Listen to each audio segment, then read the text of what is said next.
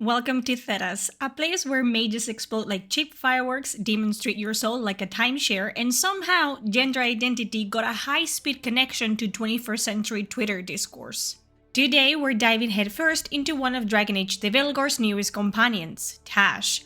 Officially, they're a Rewritten dragon hunter with twin axes, a lust for danger, and the ability to breathe fire like your cousin Kyle after 6 Calorina Rippers, 2 Ford Locos, and a court order to never return to Buffalo Wild Wings. Unofficially, Tash is a missed opportunity wrapped in sparkly modern platitudes duct taped to a grimdark fantasy universe with all the subtlety of a rainbow sticker slapped on a Qunari warhelm. They are not a bad idea. In fact, the core concept is metal as hell.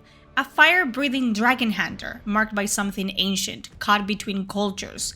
That should be epic. Instead, we got something that feels like someone mashed up Tumblr, a Diversity Day PowerPoint, and a half-read codex entry on the Qun and called it a day. The result, it's a character whose entire existence screams focus group and not fantasy. But we're not here to rant, we're here to rebuild. This isn't just a rewrite, it's a reclamation, dragging a half-baked archetype into the molten heart of Thetas and reforging them into something that makes sense, something that belongs. We're scraping the pop culture glitter glue and forging steel, tempered by lore, sharpened by myth, and set ablaze with real purpose. So grab your satchel of Gatlock, toss the buzzwords in the fire, and get ready. Because today I'm introducing you to the version of Tash that should have been. Eva Tash, the flame born of Parvolan. Not a man, not a woman, not a trope. A dragon, walk in. The idea behind Tash isn't terrible. A dragon hunter who can breathe fire? Awesome. Non-binary? Cool, fine. Racing Rebane? Spicy. Qunari? Now we're cooking. But Bioware didn't want to cook. They wanted to microwave leftovers and call it gourmet. Let's be crystal clear. Dragon Age has always been a world with nuanced takes on complex issues. Gender roles in Ferelden versus Orlais? Thoughtful. Mage oppression? Layered. The Qun's rigid society? Fascinating. So why in the maker's name did Tash end up as a dragon-hunting TikTok personality instead of an actual Qunari? The Qun isn't just a quirky culture that makes people paint their horns. It's a totalitarian philosophical system that assigns roles based on aptitude from birth. A Qun Athlock, those who are born one gender but live as another, exist in canon, but they are reassigned roles accordingly. It's not freedom, it's function. What Bioware missed is the perfect storm of contradictions Tash represents. A fire breather in a society that fears and controls mages. A gender non-conforming person in a culture where your job is your gender. A dragon hunter who possesses the very trait that makes dragons feared. Instead, we got a character whose personality boils down to sassy quips and please ask me about my pronouns. Their fire breathing is treated like an annoying party trick rather than the world-shattering anomaly it would be in Thetas. The Qun would never just shrug at someone breathing fire. The Ben Hasrath would have them in chains or dead before they could say dragon. Or, and here's where actual storytelling could happen, declare them something else, something sacred, something dangerous. But no, we got Tash apologizing for setting the drips on fire like a sitcom character who keeps breaking mom's face. Tash could have been a walking theological crisis, a living weapon, a sacred monster. Dragon Age has given us characters like Morgan, who challenge witch stereotypes, Dorian, whose sexuality was woven into Tevinter politics, Iron Bull, whose Qunari identity created actual dramatic tension. Tash deserved that same death. Instead, they're served up as representation without resonance, diversity without depth, a checkbox in a fantasy world that deserves better. The result? A character who doesn't feel like they came from Thetas, but like they fell in from San Francisco with a fantasy filter slapped on. So let's fix that. Eva Tash, or just Tash, was not born into the Qun. They were forged in it. From the first breath? No. From their first flame, they were not classified as a soldier, laborer, or priest. They were something else, something divine. The Qunari do not believe in coincidence, they do not believe in chance. Everything has its place in the great machinery of existence. So when a child is born who exhales not air but fire, the Qun does not see an aberration, it sees purpose. In the deepest sanctums of Parvolan, among the ashes of dragons long dead, there is a Qunari sect that few speak of and few understand. one that believes dragons are not just beasts, but avatars of the natural order. They're not hunted, they are revered, worshipped. The Tamastrans call them dragon keepers, the Arishok calls them necessary heretics, the Ben Hasrath doesn't call them anything, they simply watch and wait. When Tash exhaled flame as a child, actual searing skin-peeling fire, the priest did not panic, they bowed. A normal child would have been sent to the re-educators, a normal anomaly would have been corrected, but not this one, not this miracle. The Qun does not do improvisation, it does not do anomalies, but this was a sign. The Dragon Keepers claimed them immediately, pulled them from the Tamastrans' arms and into shadow. For 7 years, Tash lived in darkness, learning Dragon Tongue, studying ancient texts, drinking the blood of dragonlings to nurture the inner flame. Each night, they were made to breathe fire at the sky until their throat bled. Each morning, they were anointed in ash and taught to consider themselves neither man nor woman, but vessel. Tash was declared Vasara Kodan, soul-born flame, a being outside the Tricaste structure, not male, not female, not Bas, not a Qunarth log, not of this earth. When they emerged from the sanctum at 14, their horns were gilded in dragon scale, their eyes gleamed like molten gold, their voice carried the rasp of someone who had screamed into flame for half their life. To the common Qunari, they were a walking legend, to the priesthood a theological quandary, to the Antam a weapon to be aimed, to themselves a question that burned. They were a dragon in the shape of a person, a living embodiment of Qunari divinity, and they were completely, utterly alone. Here's the kicker. Tash doesn't talk about gender. They don't need to. In Thedas, a world where Tevinter slaves are branded, where mages are locked in towers, where the Qun assigns your life purpose at birth, identity isn't something you discover, it's something thrust upon you, or something you fight to claim. When Rook inevitably asks, "So, are you a man or a woman?" Tash doesn't roll their eyes, deliver a speech, or whip out the flag. They simply say, "I am Vasara Kodan." The fire does not answer to the lock. That's it. Done. No pamphlet, no heart-to-heart on the battlements, no special dialogue tree that magically unlocks if you choose the right response.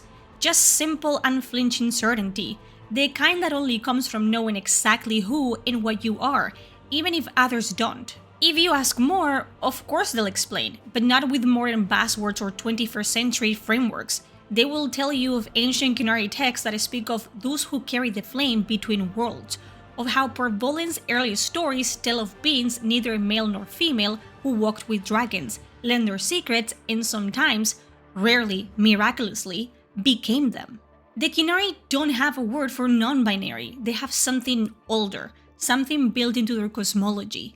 Vasara Kodan, soul-born flame, beings whose spiritual nature transcends the physical. It's not that Tash exists between genders, it's that they exist beyond them. Their place isn't in some modern spectrum, it's in myth, in legend, in the very foundations of Qunari belief. This isn't a progressive stance, it's practically conservative by their standards, honoring an ancient tradition of sacred beings who step outside the Qun's rigid roles. You want to know how Tash views gender? Ask them about dragons, about how these grey beasts are addressed neither as he or she in the oldest Qunari text, but as those who burn. Ask them how dragon fire transcends flesh, how their own flame marks them as something other than flesh altogether. Then watch their eyes, watch how they soften, not with the relief of someone finally understood, but with the sadness of one who understands too much. It's not a debate, it's not a political point, it's faith. Welcome to Fantasy Writing, Bioware. This is how you world build. Tasha's fire breath, it's not a cute skill or an overclocked sneeze. It's the source of their power and their isolation. In Bioware's version, their fire is treated like a party trick gone wrong, a punchline, something they apologize for. In reality, it should be terrifying. This is a world where magic is feared enough to create entire prison towers, where the Qun literally sews mages' mouths shut to control them, and you expect them to laugh when someone coughs up an inferno? The Qunari revere them, but they also fear them. Every morning, Tash's quarters are cleaned by silent servants who won't meet their eyes. Every meal is prepared by cooks who taste test first, not out of respect, but to ensure no poison reaches holy lips. Every conversation stops when they enter a room. then resumes in whispers when they leave. Tash has never felt a casual touch, never shared a joke without someone analyzing it for heresy afterward, never been drunk among friends because they are no friends, only disciples and keepers. They are paraded as a living myth, but kept at arm's length. No friends, no lovers, just duty, just flame. The fire that marks them as sacred also marks them as other. What child would play with someone who might accidentally reduce them to ash? What lover would risk a passionate moment turn it into immolation? Their hands have burned scrolls to cinders, melted metal, scorched stone, but they have never held another's hand without fear. It's why Tash wears those elaborate arm wraps, not for style, but to contain the heat that constantly simmers beneath their skin. It's why they flinch when touched unexpectedly. It's why they sometimes stare too long at simple acts of casual affection among the Veilguard. It's why Tash is so reckless, so loud, so eager to run into danger, because that's the only time they get to feel real. When fighting demons or darkspawn or dragons, Tash doesn't have to hold back, doesn't have to measure every breath, every word, every glance. The fire isn't a curse then, it's salvation, purpose, freedom. In battle, they're not a symbol, not a tool, not a saint. They're just Tash. And that rare taste of personhood is worth any wound, any risk, any pain. After all, what's a sword to someone who burns from within? Tash doesn't stumble into the Veilguard because they messed up a job or got guilt-tripped by their mom. They were assigned. The Qun doesn't do coincidence, it doesn't do personal vendettas, and it certainly doesn't leave its living weapons unsupervised. Picture this. The first meeting between Tash and Rogue isn't some tavern brawl or chance encounter on the road. It's a deliberate ceremonial appointment. Tash arrives flanked by silent Qunari guards who melt into shadows once introductions are made. They bring a scroll sealed with dragon's blood, a formal declaration of alliance from the triumvirate itself. After the Rogue and Tam fractured from the Qun and started meddling with dragons, the triumvirate sent Tash to handle it. And by handle I mean cleanse it with fire and steel. The Antam's heresy isn't just political, it's spiritual. They're capturing dragons, experimenting on them, trying to create more like Tash, more living weapons. But without the sacred rituals, without the ancient knowledge, they're creating abominations, half-formed things that screech and burn and die. To the Qun, this isn't just rebellion, it's blasphemy. When Tash speaks of the Antam, their voice shouldn't drop to a whisper or crack with emotion. It should burn. Each word should carry the weight of divine retribution. This isn't personal, it's cosmic. But Tash knows the world is breaking, the veil is torn, the fate is bleeding. They have seen the signs in dragon migration patterns, in the way flame behaves when they exhale it, flickering with colors no mortal fire should hold, in the whispers they hear when they sleep too deeply. So they strike a deal. Help me eliminate the Antam, and I will help you stop the end of the world. No emotional appeal, no dramatic backstory revealed over drinks, just cold, clear facts. The world burns if we fail. I am fire. You need fire. I need you. It's cold, calculated, Qunari. When Nev asks about why they should trust a Qunari agent, Tash doesn't get defensive, doesn't make jokes. They simply state, the Qun teaches that all things have purpose. Right now, my purpose and yours align. Tomorrow, we shall see. That's how you write a Qunari, not with sitcom quips or contemporary slang, but with the absolute certainty of someone raised in philosophical totalitarianism. Just like Sten before them, Tash doesn't ask for friendship, they ask for results. But that's where the story begins, not with forced camaraderie, but with distrust slowly thawing into respect, with a being who has never known casual touch learning what it means when Rook claps them on the shoulder after a battle, with someone who has only known reverence or fear slowly understanding what it means to be seen. Not as Vasara Kodan, not as the dragon who walks, just as Tash. Tash doesn't kill dragons lightly. Bioware missed a fundamental contradiction here. How does someone become a dragon hunter when they themselves carry dragon's fire? It's like making a character an elf hunter who has pointed ears. To Tash, dragons aren't trophies. They are in boss battles. They aren't loot piñatas stuffed with rare crafting materials. To them, every dragon is a sacred echo of the old flame, ancient beast who shaped the world long before man or elf. In the secret text they studied in Parvolin's hidden sanctums, dragons aren't just animals. They're fragments of primordial creation, living myths that remember when the sun was young, repositories of wisdom that transcends mortal understanding. Tash doesn't call what they do hunting. They call it Heraf Tam, the sacred duty. They hunt dragons only when they must. When the corruption spreads through a dragon's veins, when the blight twists ancient wisdom into mindless rage, when a high dragon goes mad with pain or age and threatens innocence. Dragon Age has always understood that killing these creatures should matter, should hurt. That's why the original games made dragons' battles rare, special, meaningful. When a dragon is corrupted by the blight, twisted into something foul, Tash doesn't roar in anger. They weep, quietly, alone. They light a special incense made from rare herbs gathered on the full moons. They paint their face with ash and dragon's blood. They whisper ancient prayers in a language the Qun has largely forgotten. Pleas for forgiveness, promises to remember. Because to kill a dragon is to snuff out a god's spark. It is mercy and heresy in one. When Tash finally faces a dragon in combat, it should be a ritual. Solemn, terrible, beautiful. Their fire against the dragons, a meeting of distant kin across an unbridgeable divide. During these battles, Tash never uses their axe blades to the dragon's eyes, those windows to ancient wisdom. Never to the throat, sacred vessel of fire. Always to the heart, a mercy kill, quick and clean as possible. This reverence puts them at odds with their Qunari handlers, with the Lords of Fortune, with almost everyone. The Veilguard sees another dragon to slay. The Lords of Fortune see profit. The Qun sees a necessary evil. Only Tash sees a tragedy unfolding, a death in the family, a diminishing of the world's wonder. They are a priest forced to defile the altar. After each dragon falls, Tash doesn't celebrate, doesn't join the victory feast. Instead, they vanish for hours. The others assume they're praying, and they are, in a way. But what they're really doing is collecting scales, teeth, a vial of blood, preserving what remains of the fallen. In their private quarters, Tash keeps a small chest. Inside, a scale from every dragon they have ever killed. Not as trophies, as remembrance, as penance. And he kills them inside. Each scale is a weight they carry, each tooth a reminder of necessary sin, each drop of blood a promise to never forget what was lost. That's not a side quest, that's not bonus content, that's character. Tash doesn't have a coming out story. They're not confused, they're not lost.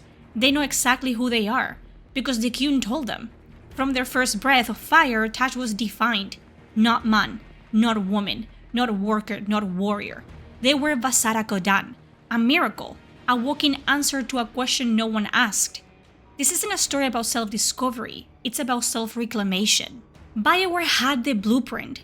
Iron Bull's personal quest in Dragon Age Inquisition showed us exactly how devastating it is when a Qunari questions their place in the Order, when certainty crumbles, when purpose fractures. But what happens when the answer doesn't fit the question anymore? See, Tash enters the story with total certainty. Their purpose is divine. Their fire is holy. Their mission? Hand down the Antam. The rogue Qunari who abandoned the path.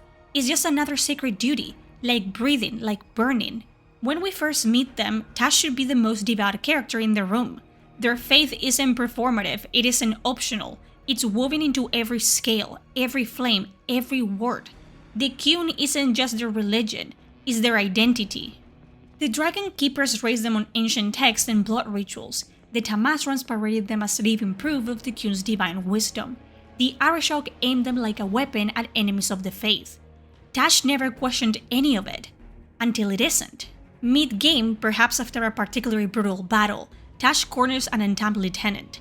They prepare for the usual, defiance then death, a heretic's end. But instead, the lieutenant looks at them with recognition. Vasara Godan, they whisper, not in fear but reverence. They told us you were dead, that the flame had failed. Until they meet the Antam face to face, and instead of finding raving heretics and cowardly traitors, they find something far more dangerous. Believers. Not just any believers, former Dragon Keepers, the very priest who once trained Tash, who painted their horns with gold, who taught them to whisper to dragons. People who also speak Qunlad with reverence, who also follow the path, who also believed in something greater than themselves until that greater thing started treating them like disposable components in a machine too proud to admit it's broken. The Untamed didn't abandon the Qun. The Qun abandoned them. They decreed their ancient dragon worship too dangerous, too mystical, too irrational for modern Parvolin. Declared Tash the last of their kind, a controlled exception, a living lie. And suddenly, Tash's axis tilts. Every ritual they performed, every prayer they whispered, every dragon they mercifully killed, it wasn't service to some greater cosmic order. It was control, keeping the dragon fire contained, keeping the old ways suppressed. Because if the Qun was capable of being abandoned, of betraying its own, what does that say about them? Were they ever anything more than a tool? A myth given skin and orders? The fire that once felt like destiny now feels suspiciously like a leash. That night, Tash tries to light the ceremonial incense, and can't. The flame won't come. Their throat burns, but nothing emerges. For the first time in their life, the fire refuses to answer. And that's the real conflict. Tash isn't struggling to find themselves. They already did that. They are struggling with the possibility that the system that accepted them, the faith that gave them purpose, might not love them at all, might never have. They were special, yes, but only because they were useful. A divine mascot, a sacred scalpel. The final act isn't about whether Tash helps stop the world-ending threat. Of course they do. That's not the question. The question is, why? Not because the Qun commands it, not because they were born for it, not because some ancient text prophesied it. It's because they choose it. And now they have to decide. Do they keep breathing fire for a cause that's starting to smell like smoke and rot, or they burn a new path? Not as a symbol, not as a weapon, not as Vasara Kodan. Just Tash. Still a dragon, still breathing fire, but now for themselves. So that's Tash. Not a checkbox, not a mouthpiece, not a meme, but a full character with lore, faith, power, and pain baked in from the ground up. That is the difference between representation and world building, between checking diversity boxes and creating a character whose identity emerges organically from the world they inhabit. Fantasy at its best doesn't shy away from real issues. It transforms them, elevates them, gives them mythic resonance. It doesn't lecture, it shows. Think of Tolkien's hobbits and their relationship to industrialization. Think of Martin's Wall and the climate crisis. Think of Le Guin's Earthsea and its exploration of balance and power. None of these works say, here's a modern issue transplanted wholesale. They say, here's how this world, with its own rules, cultures, and histories, grapples with universal questions. That's what Tash could have been, should have been. They breathe fire not because it's quirky, but because they were born to burn. Their story isn't accept me for who I am, but who am I when the world that defined me proves false. It's not about identity politics. It's about the politics of identity, about how systems use people as symbols, and how people fight to reclaim themselves. It's Dragon Age at its core, the same series that gave us mages fighting for freedom, elves reclaiming lost heritage, dwarves questioning rigid caste systems. They're not a man, not a woman, not a joke. They're a character worth following into battle, worth arguing with over drinks, worth standing beside as the world cracks open and the old gods spill through. They are Vasara Kodan. They're a dragon that walks, a holy anomaly, a sacred heretic, a being of fire trying to find warmth in a world of cold certainty. The tragedy of modern game writing isn't that it includes diverse characters, it's that it so often fails to give those characters the depth, nuance, and cultural context they deserve. It treats identity as a modern import rather than a timeless question each fantasy culture would answer in its own way. Dragon Age used to understand this. It gave us Sevran's fluid sexuality embedded in Antivan culture, Vivienne's ambition shaped by Orlesian politics, Ironbolt's struggle between Qunari collectivism and individual choice. Tash deserved that same care, that same rootedness, that same respect for the world they inhabit. And honestly, that's more badass than any checkbox BioWare ever ticked. Because when representation is done right, when it flows from world building rather than being stapled onto it, you don't get tokenism, you get legend. And that wraps up my reimagining of Tash, the dragon that walks. If you enjoyed this deep dive into how fantasy representation can be done with actual respect for world building, smash the like button and subscribe for more content that treats you like an actual thinking adult who plays games for their depth, not the diversity scorecards. Want to see more character rewrites like this one? Drop a comment down below with which Veilguard companion needs the next lore overhaul. Nev, Lucanus, let me know who deserves better. Remember, critique isn't hate, asking for better written characters isn't bigotry, and fantasy worlds deserve the respect of proper world building, not just modern concepts slapped onto medieval aesthetics. Until next time, this is Nude, reminding you that in games, as in life, is not about checking boxes, it's about telling stories that burn.